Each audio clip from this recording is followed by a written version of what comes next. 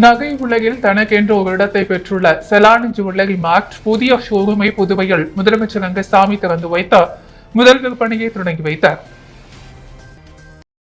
Chalani jewellery மார்ட் 2013ஆம் ஆண்டில் எளிமையாக தொடங்கப்பட்ட நிறுவனமாகும். இன்று பல ஆயிரம் வாடிக்கையாளர்களை கொண்டுள்ள இந்த நிறுவனம் நகை உலகத்தில் ஒரு தனி இடத்தை பெற்றுள்ளது. அனுபவம் வாய்ந்த மற்றும் முன்னோடியான ஜெயந்திலால் செலானியால் தொடங்கப்பட்ட இந்த நிறுவனம் ஒவ்வொரு நகை ஆர்வலர் மனதில் நீங்கா இடம் பெற்றுள்ளது. சென்னையில் தொடங்கி மதுரையில் தனது 2வது கிளையை தொடங்கிய செலானி ஜுவல்லரி தற்பொழுது மேலும் பல இடத்தில் தன்னுடைய நகை கடைகளை திறக்க உத்தேசித்துள்ளது. இதன் ஒரு பகுதியாக புதுச்சேரியில் புத்தகம் புது வரிசைகள் எங்கும் பார்த்திராத கிடைக்காத வகையில் மிகவும் நேர்த்தியாக வடிவமைக்கப்பட்ட ஆன்டிக், டெம்பிள், விக்டோரியன், டைமண்ட், செடோ, போல்கி நகைகளுக்கென்று ஒரு பிரத்யேக ஷோரூம் என்று திறக்கப்பட்டது. இதில் சிறப்பு விருந்தினராக கலந்து கொண்ட முதலமைச்சர் ரங்கசாமி புதிய ஷோரூமை திறந்து வைத்தார். முதல் விற்பனையை தொடங்கி வைத்தார். மிஷின் வீதியில் அமைந்துள்ள இந்த நகை மாளிகையில் மக்கள் எதிர்பார்க்கும் வேலை வாய்ப்புடன் மற்றும் மாறுபட்ட கலைநயத்தில் தங்க வயக நகைகள் மற்றும் போல்கி நகைகள் ஏராளமான விற்பனைக்கு வைக்கப்பட்டுள்ளது என்பது குறிப்பிடத்தக்கது. இந்த நிகழ்வில் ஜுவல்லரி மார்ட் ஊழியர்கள், சிறப்பு விருந்தினர்கள் என அனைவரும் திரளாக கலந்து கொண்டனர். புதுச்சேரியில் பீட் என்ற பெயரில் சாலை ஓர கடைகளில் மாமல் வாங்கும் போலீசார் மீது நடவடிக்கை எடுக்க வேண்டும் என வலியுறுத்தி தமிழக வாழ்வுரிமை கட்சியினர் டிஜிபியை சந்தித்து மனு அளித்தனர். இது தொடர்பாக தமிழக வாழ்வுரிமை கட்சியினர் மாநில அமைப்பாளர் ஸ்ரீதர் தலைமையில் 20க்கும் மேற்பட்ட நிர்வாகிகள் புதுச்சேரி மாநில டிஜிபியை சந்தித்து மனு அளித்தனர். அந்த மனுவில் புதுச்சேரியில் தெருவோர உணவுக்கடை மற்றும் சிறிய கடை நடத்துனர்களிடமிருந்த பீட் என்ற பெயரில் காவலர்கள் மற்றும் போலீஸ் கான்ஸ்டபிள்கள் தினசரி 30 முதல் 50 வரை லஞ்சமாக வசூலிக்கின்றனர். இத்துடன் சில காவலர்கள் எந்தவித கட்டணமும் செலுத்தாமல் உணவுப் பொருட்களையும் பறிக்கின்றனர். ஒரு காவல் நிலையத்தின் எல்லைக்குள் மட்டும் இந்த செயல்கள் நடைபெறுவதாக கருதினாலும் தினசரி இவ்வாறு வசூலிக்கப்படும் தொகை பெரும் அளவிலேயே உள்ளதா? இதனை மாத கணக்கில் பார்த்தால் இந்த சுரண்டலின் அளவு கவலைக்கிடமானது என்பதை தெளிவாக உணரலாம்.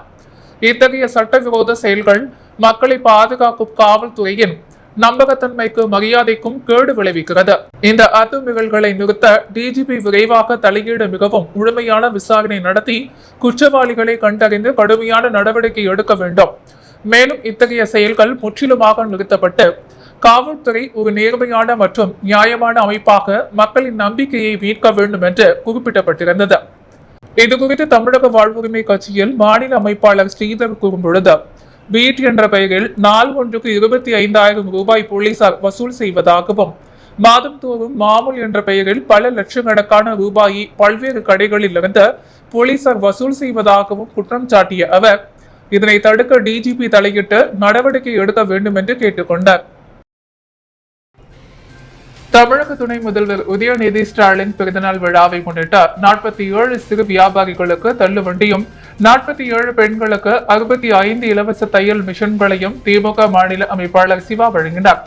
தொடர்ந்து திமுக அலுவலகத்தை திறந்து வைத்து கழக கொடியேற்றி வைத்தார். தமிழக துணை முதல்வர் உதயநிதி ஸ்டாலின் 47வது பிறந்தநாள் விழா நலத்திட்ட உதவிகள் வழங்கும் விழாவாக வெகு விமர்சையாக நடைபெற்றது.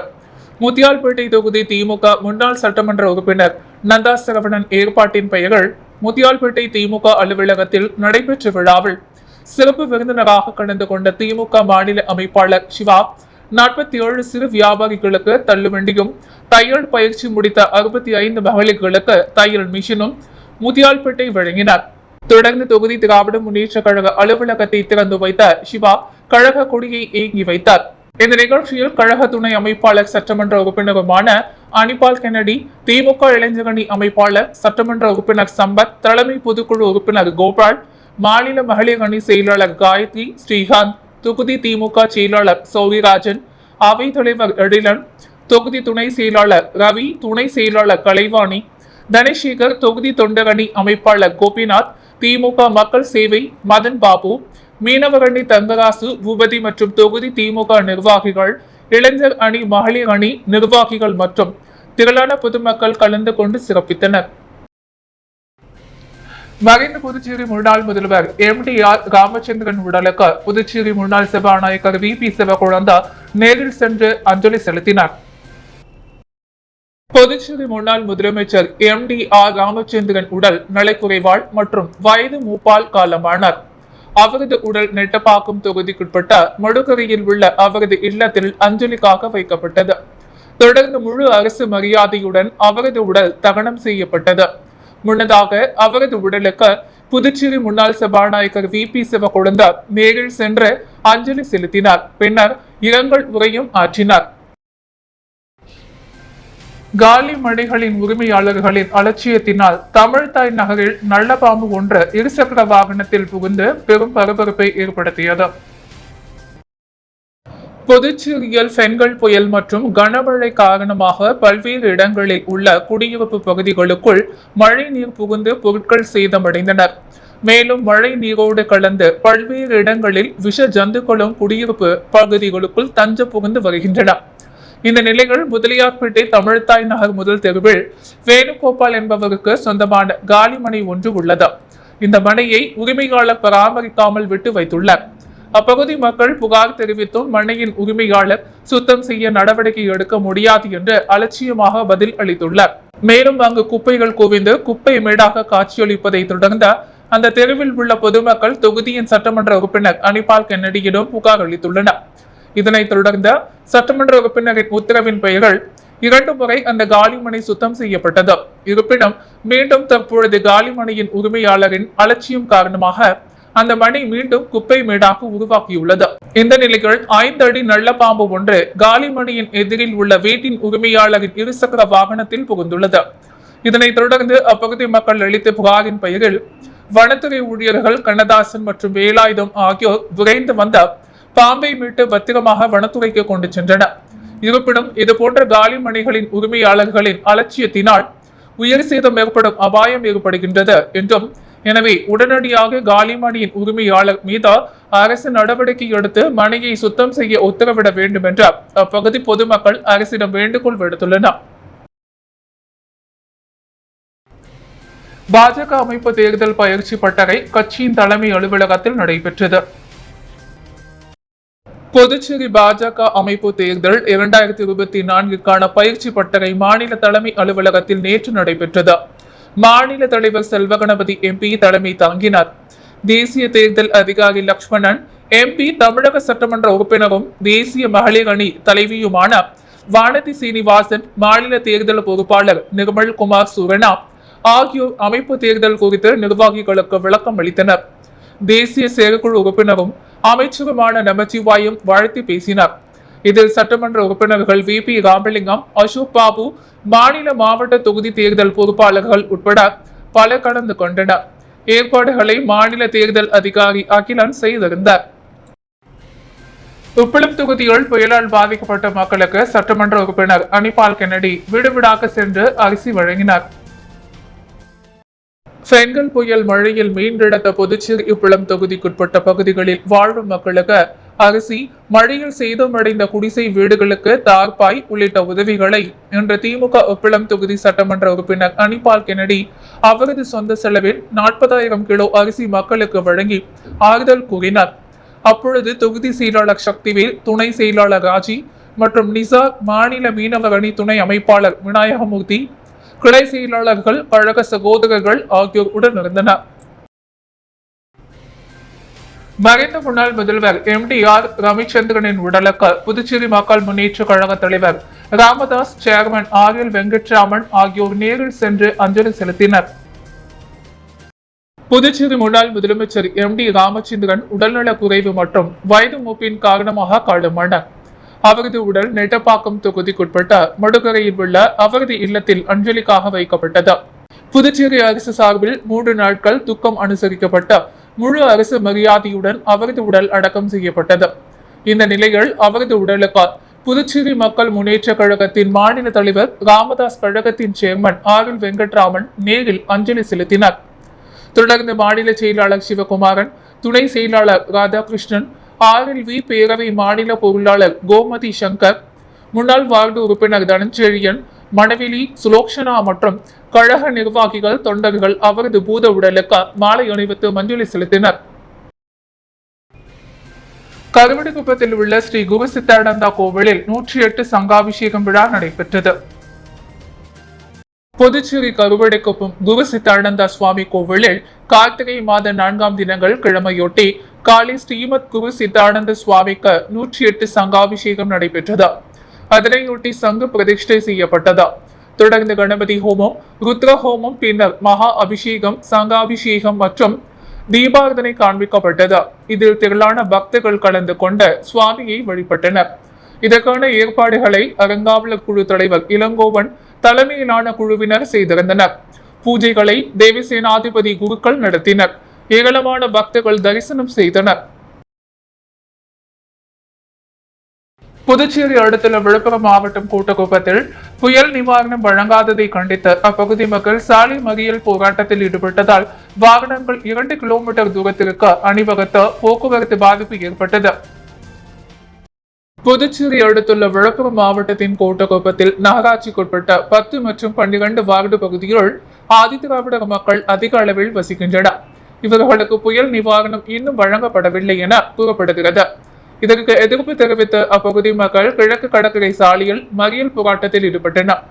இதனால் இருபக்கமும் 2 கிலோமீட்டர் தூரத்திற்கு பள்ளி வாகனங்கள் உட்பட அனைத்து வாகனங்களும் அணிவகுத்து நின்றன.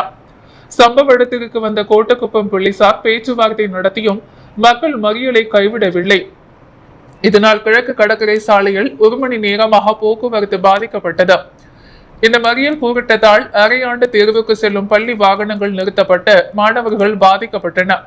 இதனிடையே சம்பவ இடத்திற்கு வந்த கோட்டக்குப்பம் டிஎஸ்பி சுனில் பள்ளி மாணவர்களை பாதிக்கப்பட்டிருப்பதை போராட்டக்காரர்களிடம் தெரிவித்தார்.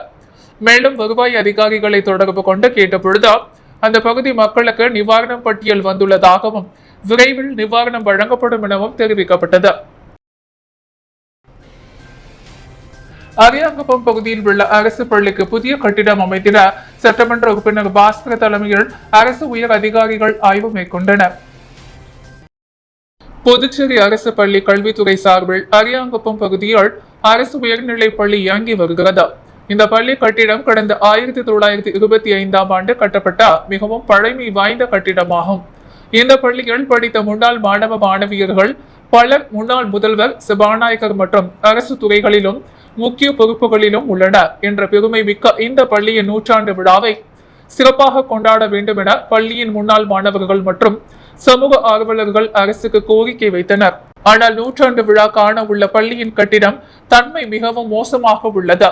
அடிக்கடி சிறிய பராமரிப்புகளின் காரணமாக வெளித்தோற்றம் பொலிவுடன் இருந்தாலும் உட்புறம் மிகவும் பலவீனமாக உள்ளது. பள்ளியின் முக்கிய தூண்கள் பலமிழந்துள்ளது. பள்ளி கட்டிடத்தின் மேற்கூரைகளின் காரைகள் அடிக்கடி பெயர்ந்து விழுகிறது. இதனால் பள்ளியில் படிக்கும் மாணவர்கள் மிகுந்த அச்சத்துடன் படித்து வந்தனர். இந்த நிலையில் பள்ளி கட்டிடத்தை இடித்து புதிய கட்டிடம் கட்ட வேண்டுமாயின் பள்ளியில் 10ஆம் வகுப்பு வரை பயிலுகின்ற சுமார் 250 மாணவ மாணவியர்களை வேறு இடத்திற்கு மாற்றுவது குறித்து கடந்த 1 வருடங்களுக்கு முன்பு அரசு அதிகாரிகளுடன் ஆலோசனை நடத்தி நோனாங்குப்பம் அரசு மேல்நிலைப் பள்ளிக்கு மாணவர்களை மாற்றுவதற்கான ஏற்பாடுகள் நடைபெற்று வந்தது. ஆனால் அதற்கு பெற்றோர்கள் எதிர்ப்பு தெரிவித்து அருகிலேயே உள்ள சிறுவர் சீர்திருத்த பள்ளியின் அரசு கட்டிடத்தில் வகுப்புகளை நடத்துவதற்கு ஏற்பாடு செய்ய வேண்டும் என கோரிக்கை வைத்தனர். இந்த நிலையில் கடந்த வருடம் செப்டம்பர் 20ஆம் தேதி முதல் அரியாங்குப்பம் அரசு உயர்நிலைப் பள்ளி வகுப்பறை அருகில் உள்ள அரசு அலுவலகமான சிறுவர் சீர்திருத்த பள்ளியில் இயங்க தொடங்கியது. மேலும் தற்போதுள்ள பழமையான கட்டிடத்தை இடித்து அகற்றிவிட்டு சுமார் ரூபாய் 4,70,00,000 மதிப்பீட்டில் புதிய கட்டிடம் கட்ட அரசு முடிவு செய்து அதற்கான பணிகள் ஜேசிபி இயந்திரம் மூலம் இடித்து முழுவதுமாக அப்புறப்படுத்தும் பணி முடிந்துள்ளது. இந்நிலையில் மாணவர்கள் பயிலுவதும் குற்றங்கள் செய்து தண்டனை கைதிகளாக சிறுவர் சீர்திருத்த பள்ளியில் தங்க வைத்துள்ள சிறார்களும் ஒரே பள்ளி கட்டிடத்தில் படிப்பதா என விளக்கம் கேட்டு கடந்த 4 நாட்களுக்கு முன்பு சட்டத்துறை செயலர் மூலம் பள்ளிக்கு சமன் அனுப்பப்பட்டதாக கூறப்படுகிறது. அதனை அடுத்து பாஸ்கர் என்கிற தட்சிணாமூர்த்தி சம்பந்தப்பட்ட துறை அதிகாரிகளை நேரில் பார்வையிட்டு உரிய நடவடிக்கை எடுக்குமாறு முதல்வர் ரங்கசாமியிடம் கேட்டுக்கொண்டார். அதனைத் தொடர்ந்து இன்று கல்வித்துறை செயலர் ஜவஹர், சட்டத்துறை செயலர் சத்தியமூர்த்தி, கல்வித்துறை இயக்குனர் பிரியதர்ஷினி, முதன்மை கல்வித்துறை அதிகாரி மோகன், உதவி பொறியாளர் விக்டோரியா, சமூக நலத்துறை கூடுதல் இயக்குனர் பாலாஜி மற்றும் அதிகாரிகள் ஆகியோர் தொகுதி சட்டமன்ற உறுப்பினர் முன்னிலையில் ஆய்வு மேற்கொண்டனர். ஆய்வில் அரசு கட்டிடங்களில் உள்ள அனைத்து அறைகளையும் நேரில் சென்று பார்வையிட்டனர். அப்போது அரியாங்குப்பம் பகுதிக்கு மேல்நிலை பள்ளி இல்லை, அப்படி படிக்க வேண்டுமானால் பிரதான போக்குவரத்து சாலையை ஆபத்தான முறையில் நீண்ட தூரம் கடந்து சென்ற மணவெளி, நோனாங்குப்பம் ஆகிய பகுதியில் உள்ள பள்ளிகளில் படிக்க வேண்டியுள்ளது. எனவே தற்போது உள்ள இடம் மற்றும் புதிய பள்ளி கட்டிடம் ஆகியவைகளை இணைத்த அரசு மேல்நிலைப் பள்ளியாக தரம் உயர்த்தி தர வேண்டும் என கோரிக்கை விடுத்தனர். மைதானத்துடன் கூடிய போதுமான இடவசதிகள் உள்ளது, எனவே தரம் உயர்ந்து ஆலோசிப்பதாகவும் அதிகாரிகள் கூறினர். அதனைத் தொடர்ந்து சீர்திருத்த பள்ளியில் உள்ள சிறா குற்றவாளியிடம் சட்டத்துறை செயலர் சத்தியமூர்த்தி ஒழுங்கு நடவடிக்கைகள் குறித்து கேட்டறிந்தார். அதனைத் தொடர்ந்து பள்ளி மாணவர்களும் வழங்கப்படும் மதிய உணவை அனைத்து அரசு அதிகாரிகளும் உண்டு ஆய்வு செய்தனர். புதுச்சேரியில் பெண்கள் புயல் மற்றும் வெள்ளத்தால் பாதிக்கப்பட்ட குடும்பங்களுக்கு சமூக இயக்கங்களின் ஒருங்கிணைப்பான எண்ணங்களின் சங்கமம் குழுவினர் சார்பில் நலத்திட்ட உதவிகள் வழங்கப்பட்டது. புதுச்சேரியில் கடந்த சில நாட்களுக்கு முன்பு பெய்த கனமழை மற்றும் பெண்கள் புயல் காரணமாக புதுச்சேரி மாநிலத்தில் பல்வேறு கிராமங்களில் பெரும் சேதம் ஏற்பட்ட பொதுமக்கள் பலர் பெரும் துன்பத்திற்கு ஆளாயினர். இதில் பல குடும்பங்கள் தங்களது உடைமைகளை இழந்து அவதியுற்றும் வருகின்றன. அவர்களுக்கு உதவிடும் வகையில் சென்னையில் கடந்த 20 ஆண்டுகளாக சமூக இயக்கங்களை ஒருங்கிணைத்து செயல்பட்டு வரும் எண்ணங்களின் சங்கமம் குழுவினர் பெண்கள் புயலால் பாதிக்கப்பட்ட புதுச்சேரி, கடலூர், விழுப்புரம் பகுதிகளில் தொடர்ந்து உதவி செய்து வருகின்றனர். இந்த அமைப்பின் சார்பில் புதுச்சேரியில் புயல் வெள்ளத்தால் பாதிக்கப்பட்ட கிராமப்புற மக்களுக்கு உதவி தேவைப்படும் நிலையில் சுமார் 3500 குடும்பங்களுக்கு தேவையான அரிசி, போர்வை, பாய்குடம், புடவை, கைலி, துண்டு, மளிகை பொருட்கள் அடங்கிய 3000 ரூபாய் மதிப்புள்ள நிவாரணப் பொருட்களை என்போசிஸ் அறக்கட்டளையின் உதவியுடன் எண்ணங்களின் சங்கமம் குழுவினர் ஏற்பாடு செய்து பொதுமக்களுக்கு வழங்கினர். இந்நிகழ்ச்சியில் சட்டப்பேரவைத் தலைவர் ஏம்பலம் செல்வம் கலந்து கொண்டு பாதிக்கப்பட்டவர்களுக்கு நிவாரணப் பொருட்களை வழங்கினார். இந்நிகழ்ச்சிக்கான ஏற்பாடுகளை சங்கமம் குழுவினர்கள் சிறப்பாக செய்திருந்தனர். அதானி குடும்பம் மேற்கொள்ளும் முறைகேடுகள் குறித்து மத்திய அரசு உரிய விசாரணை நடத்திட வேண்டும் என புதுவை சுதேசி மில் அருகே இந்திய கம்யூனிஸ்ட் கட்சி ஆர்ப்பாட்டத்தில் ஈடுபட்டது. புதுவை மாநில இந்திய கம்யூனிஸ்ட் கட்சி சார்பில் சுதேசி மில் அருகே கண்டன ஆர்ப்பாட்டம் நடந்தது. ஆர்ப்பாட்டத்திற்கு இந்திய கம்யூனிஸ்ட் கட்சி மாநில துணை செயலாளர் சேது செல்வம் தலைமை தாங்கினார். முன்னாள் அமைச்சர் விஸ்வநாதன், தேசிய குழு உறுப்பினர் தினேஷ் பொன்னையா, முன்னாள் சட்டமன்ற உறுப்பினர் நாகா கலைநாதன், நிர்வாக குழு உறுப்பினர்கள் அந்தோணி, ரவி, மாநில குழு உறுப்பினர்கள் அபிஷேகம், கீதநாதன், மூர்த்தி, முருகன், தயாளன், சீனிவாசன் செல்வம், தொகுதி செயலாளர்கள் துரை செல்வம், ரவிச்சந்திரன், தென்னரசன், கண்ணன், அன்பழகன், ஆறுமுகம், பெருமாள், சுகதேவ், பெஞ்சமின், பெருமாள், ஜீவானந்தம், பெருமாள் உட்பட பல கலந்து கொண்டனர். அதானி குழுமம் மேற்கொள்ளும் முறைகேடுகள் குறித்து மத்திய அரசு உரிய விசாரணை நடத்த வேண்டும். மணிப்பூர் சூழல் குறித்து நாடாளுமன்றத்தில் விவாதிக்க வேண்டும். ஆயுதப்படைகளுக்கான சிறப்பு அதிகார சட்டத்தை வாபஸ் பெற வேண்டும் என வலியுறுத்தி இந்த ஆர்ப்பாட்டம் நடந்தது. ஜவஹர் நகரில் அமைந்துள்ள அருள்மிகு ஸ்ரீ நல்லாண்ட முத்துமாரியம்மன் மற்றும் அபிராமி உடனுரை அமிர்த கண்டீஸ்வரர் திருக்கோவிலில் 108 சங்காபிஷேகம் விழா நடைபெற்றது. புதுச்சேரி ரெட்டியார்பாளையம் தொகுதிக்குட்பட்ட ஜவஹர் நகரில் அமைந்துள்ள அருள்மிகு ஸ்ரீ நல்லாண்ட முத்துமாரியம்மன் மற்றும் அபிராமி உடனுரை அமிர்த கண்டீஸ்வரர் திருக்கோவிலில் கார்த்திகை மாதம் 4வது சோமவாரத்தை முன்னிட்டு நேற்று இரவு அமிர்த கண்டீஸ்வரருக்கு சிறப்பு பூஜை மற்றும் அபிஷேகம் நடைபெற்றது. தொடர்ந்து 108 சங்க அபிஷேகம் பூஜை நடைபெற்றது. தொடர்ந்து சுவாமிக்கு மகா தீபார்த்தனை காட்டப்பட்டது. இதில் திரளான பக்தர்கள் கலந்து கொண்டு சுவாமியை வழிபட்டனர். இதற்கான ஏற்பாடுகளை ஆலய அறங்காவலர் குழு நிர்வாகிகள், ஆலய அர்ச்சகர்கள், ஊர் பொதுமக்கள் சிறப்பாக செய்திருந்தனர். புதுவையின் அன்றாட நிகழ்வுகளை காண பாண்டி ஹெட்லைன்ஸ் யூடியூப் சேனலை சப்ஸ்கிரைப் பண்ணுங்க. தொடர்ந்து எங்களுடன் இணைந்திருக்க பக்கத்தில் உள்ள பெல் பட்டனை பிரஸ் பண்ணுங்க. லைக் பண்ணுங்க, ஷேர் பண்ணுங்க. என்றும் உங்களுடன் பாண்டி ஹெட்லைன்ஸ்.